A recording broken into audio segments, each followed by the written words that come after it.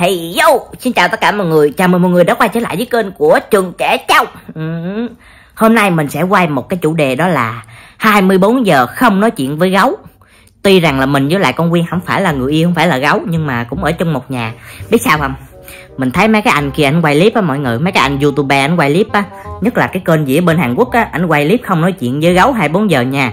Trời ơi, cái chị đó chỉ vô nha, chỉ cưng chiều ảnh rồi chỉ dỗ dành rồi chỉ nói chung nhìn dễ thương lắm. Nhìn cái tự nhiên cái mình cũng muốn yêu liền luôn á, muốn đu viên liền luôn mọi người. Đó cho nên là mình mới nghĩ ra ý định là mình sẽ bắt chước ảnh, và mình cũng quay thử thách 24 giờ không nói chuyện với Quyên để coi thử Quyên nó phản ứng như thế nào. Mình chấp được đúng Quyên rồi. Rồi không nói nhiều nữa, đi thẳng vào vấn đề. À quên chứ, từ hồi sáng giờ là mình có chưa ra khỏi phòng, mình chỉ đi đánh răng thôi, mình chưa có dậy và mình chưa gặp Quyên luôn. Hồi nãy con nhỏ nó lên nó kêu mình ăn cơm, mình cũng không có ăn luôn, mình không nói chuyện luôn. Rồi hai chị em nó ăn cơm ở dưới á, đó. Rồi mình chắc chắn là chút nữa nó sẽ vô đây nó phá mình, không phải, nó vô đây nó quánh mình, không phải, sao mà quánh được, mình có làm gì đâu mà quánh. Nó sẽ vô đây nó hỏi chuyện mình, đó thì lúc đó là sẽ bắt đầu cái màn tròn ngày hôm nay, mọi người chờ xem nha. A few moments later.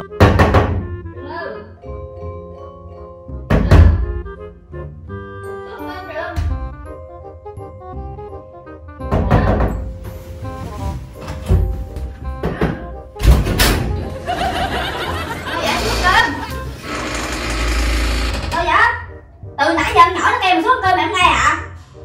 Biết rồi này. Xuống cơm. Lộn gì từ sớm mày ở biết điện thoại luôn vậy, kêu mà cũng không xuống luôn. Ủa sao vậy? Có chuyện gì hả? Có chuyện gì? Nói nghe thử, sao có mẹ mà chầu quạo vậy? Gia đình có chuyện gì phải không? Cái chuyện gì buồn thì nói nghe thử coi á. Chú bị sao rồi mày? Trường, chú có chuyện gì phải không? Sao mẹ mày vậy? Mày nhìn mẹ tao rồi nói chuyện xíu không được hả Trường? Có chuyện gì thì mày nói tao đi. Hay là thấy tiền? Sao vậy? Có chuyện gì thì nói nghe coi á. 6 giờ mình làm biết điện thoại luôn á, kêu mày cũng không xuống. Nhỏ kêu mày xuống ăn cơm mày cũng không xuống luôn, mày cũng không thương, mày cũng không ngồi thử gì hết. Lên đây nói chuyện mày nào thêm chuyện mẹ tao là sao? Sao có chuyện gì? Hay là mày thất tình, con nào bảo mày phải không? Đúng không? Thất tình à? Mày nói chuyện với tao coi á.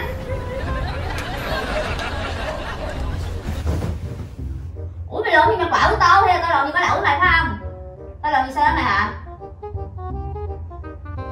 Tao lộn gì sao mày không vui đúng không? Hay tao hứa với mày gì mà tao không làm? Tao không mua cho mày hay là sao? Chuyện gì thì nói đi. Mày đừng có làm tao sợ Trường, từ giờ có dễ đâu Trường.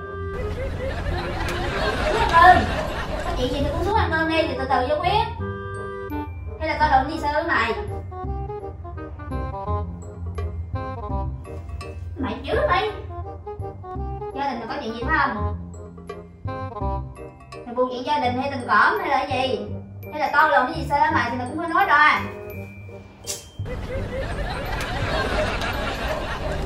Xuống ăn cơm đi.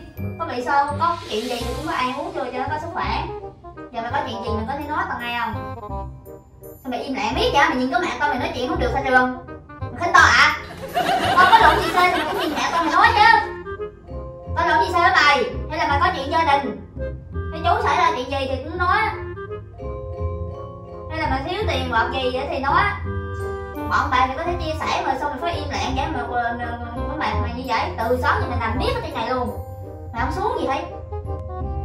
Thôi xuống ăn cơm đi.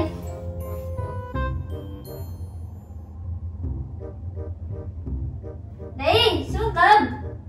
Không có xuống cơm nhưng mà ăn. Tao cơm đem đây như mày đó nha. Tao để cơm như mày đó, không có mày tao cũng nhỏ đâu có ăn bao nhiêu đâu. Để tao xuống cơm như mày.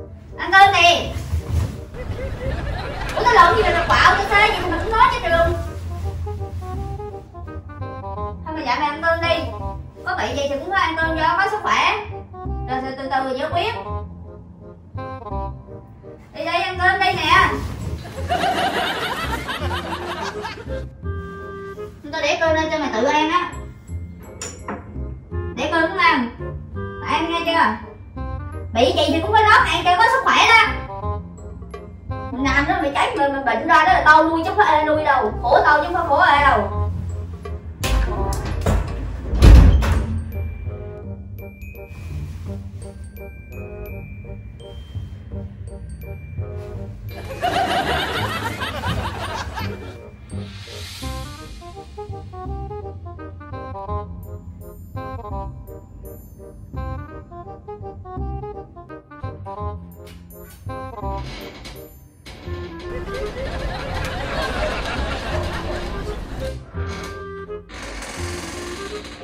Nổi dậy ăn cơm không?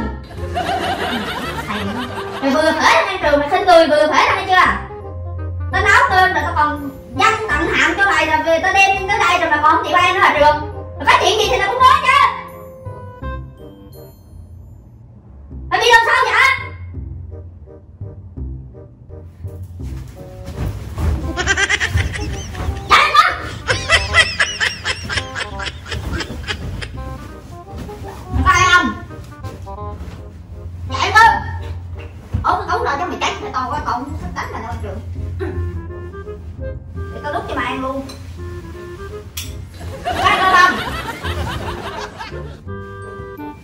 Mày bị sao thì mày nói nè.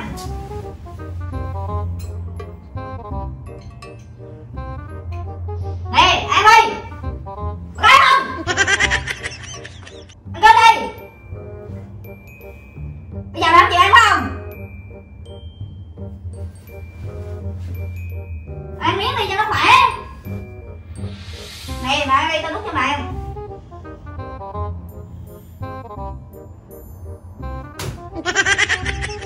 Mà có ai chịu ăn không? Hay mà để mình làm mày cháy? Mà có chuyện gì thì mày nói đi. Con anh mày bị xô phải không? Hay là gia đình có chuyện gì? Hả? Hay là mày thất tình? Còn tao sao nó vậy thì mày nói ra. Bây giờ mày ăn đi. Mày phải lo sức khỏe của mày đó.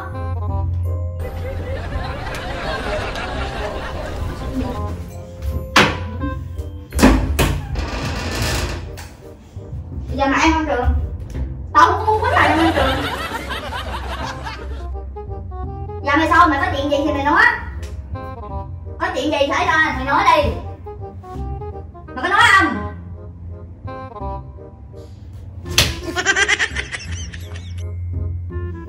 Tao không muốn quýnh mày đâu ăn. Mày có chịu ăn không Trường? Mày bị làm sao? Vậy mày ăn không?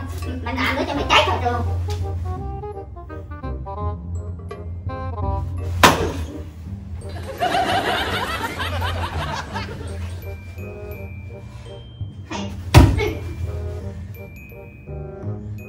Mày có ăn không?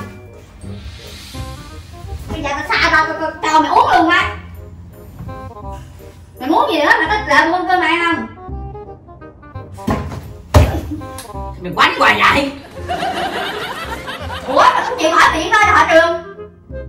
Tao quýnh cho mày mới mở miệng ra chứ tao không muốn quýnh mày đâu. Tại tao nói cho mày im lặng. Bông kênh bên chân tặng hàng hỏi cái gì cũng nói luôn. Có chuyện gì nói? Nói không? Quánh biết hại đau mày. Biết đâu?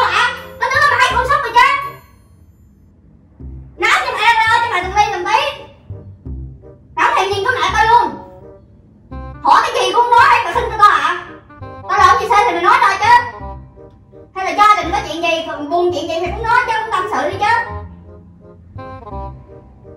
Bây giờ mày nói không?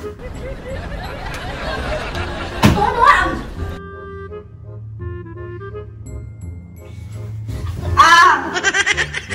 Vừa phải này mày quánh hoài vậy.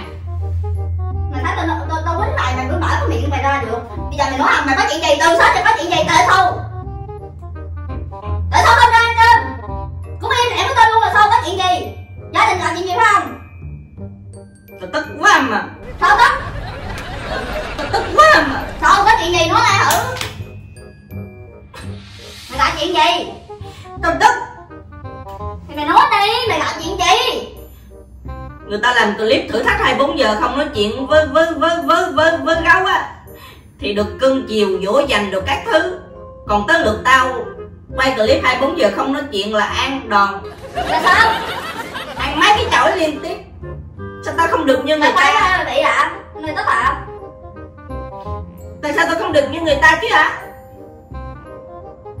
Sao mày không dỗ dành tao, mày cưng chiều rồi mày ôm cổ rồi các thứ rồi mày ngồi lên ngừ rồi vậy nè, như ở trong cái anh gì ở bên Hàn Quốc á, ảnh cái con bồ anh ngồi lên này nè, ngồi lên kêu xin đi má tạ họ anh có chuyện gì hả rồi các thứ. Mày nói cho mày quay clip à? Mày quay clip đúng không? Mày phỉnh tôi đúng không? Gán mày. Từ hồi sáng tới giờ là mày trôn tôi đúng không? Mày im lặng luôn với tôi, mày không thèm nói chuyện, không thèm nhìn mẹ tao là mày trôn hả? Trương, mày có biết tôi lo đấy mà. Chị Viên em có làm tôi đâu phải đâu mày năn niu cưng chiều mày. Tao tưởng là mày thất tình mày bị con đầu đỏ nữa kìa. Tao sợ là, mà nhất là tao sợ chú bị sao mày mới buồn như vậy. Mày lừa trời trai nữa mày, nãy trời trai rồi. Mày có bị điên không? Tự nhiên quay clip gì mà trôn tao mà không nói chuyện không được là sao? Còn tóc nữa chứ, hậu ráo nó khó, còn tao với mày là bọn bè, hiểu không? Dạ. chúa tôi.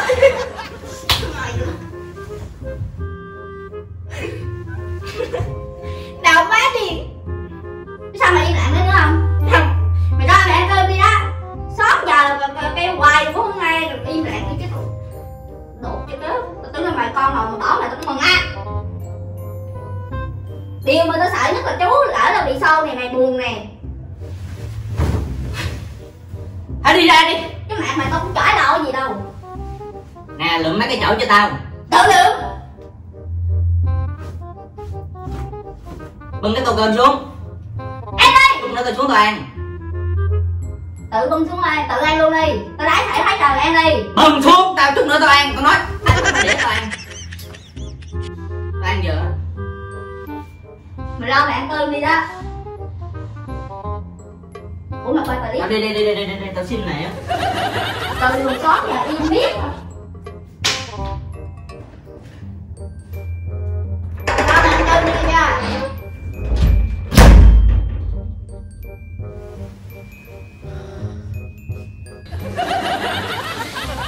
Có gì đó xài sao không giống ở trong mấy cái clip mà mấy cái anh kia anh quay ta. Thấy anh quay clip không nói chuyện với gấu là được cưng chiều, được nâng niu lắm mà.